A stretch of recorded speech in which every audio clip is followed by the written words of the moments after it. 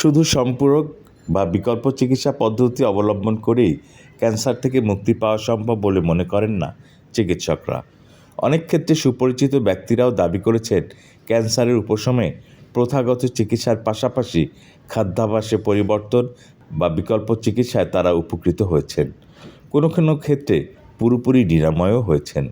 তবে ক্যান্সারের চিকিৎসা দেয় এমন অনেক দাতব্য সংস্থা বলছে কোনো থেরাপি বা বিকল্প উপায়ে ক্যান্সার চিকিৎসার মেডিকেল প্রমাণ তাদের কাছে নেই।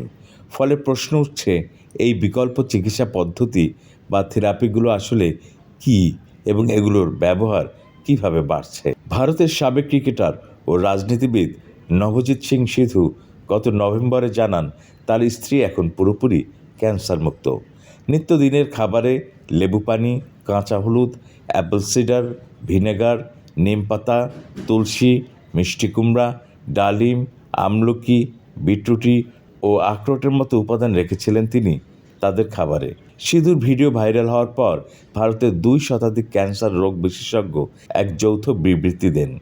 এতে তারা দাবি করেন চিকিৎসার ক্ষেত্রে এই ধরনের প্রাকৃতিক উপাদানগুলোর প্রভাব নিয়ে গবেষণা চলছে, তবে এগুলোর ব্যবহার সমর্থন করার মতো প্রমাণ তাদের হাতে নেই।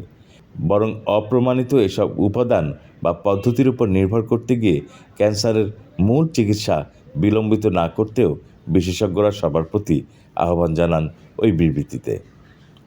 তরঙ্গ টিভি।